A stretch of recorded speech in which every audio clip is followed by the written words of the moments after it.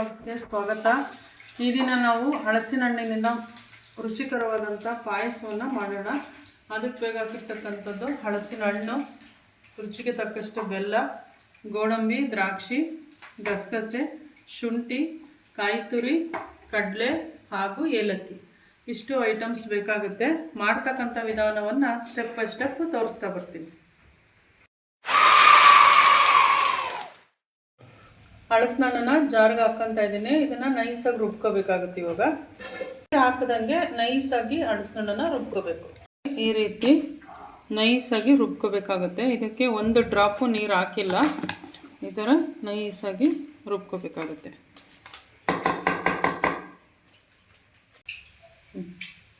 ಏಲಕ್ಕಿ, ಕಡಲೆ, ಗಸಗಸೆ, ಶುಂಠಿ ಮತ್ತು ಕಾಯಿ ತುರಿ ಇದೆಲ್ಲ ಹಾಕ್ಕೊಂಡು ನೈಸಾಗಿ ರುಬ್ಬಬೇಕು.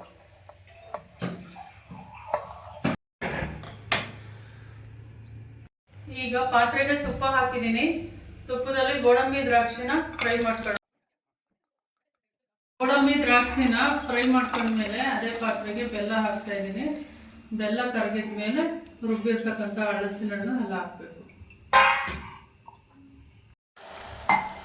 ಸುಮ್ಮನೆ ಸ್ವಲ್ಪ ನೀರು ಮಾತ್ರ, ಬೆಲ್ಲ ಒಂದು ಮುಳುಗೋಷ್ಟು ಮಾತ್ರ.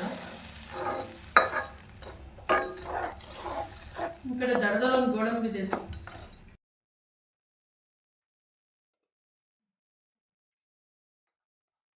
ಬೆಲ್ಲ ಎಲ್ಲ ಕರಗಿದೆ. ಇದಕ್ಕೆ ಹಲಸಿನ ಹಣ್ಣು ಹಾಕೋಣ.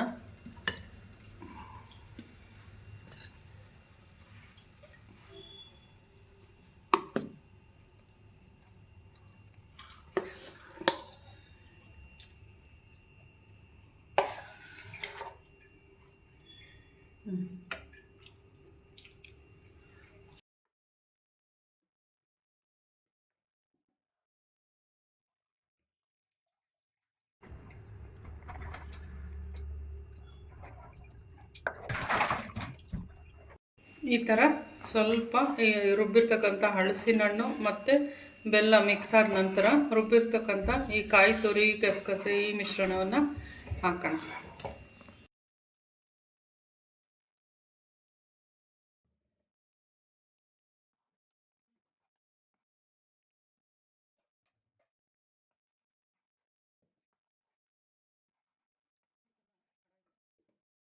ಈ ಥರ ಎಲ್ಲ ಮಿಕ್ಸ್ ಮಾಡಿ ಆಯಿತು. 2 ಮಿನಿಟ್ಸ್ ಹೀಗೆ ಮುಚ್ಚಿಡೋಣ. 2 ಮಿನಿಟ್ಸ್ ಆಗಿದೆ, ಸಾಕು. ಇವಾಗ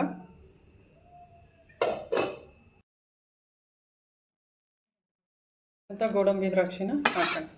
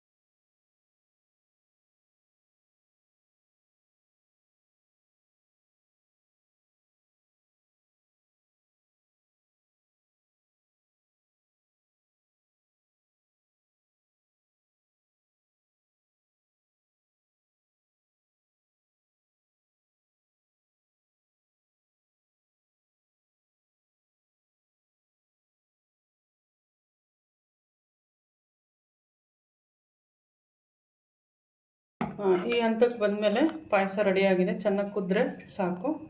ಈಗ ಪಾಯಸ ತಿನ್ನೋದಕ್ಕೆ ರೆಡಿಯಾಗಿದೆ. ರುಚಿಕರವಾದಂಥ ಹಲಸಿನ ಹಣ್ಣಿನ ಪಾಯಸ ರೆಡಿಯಾಗಿದೆ.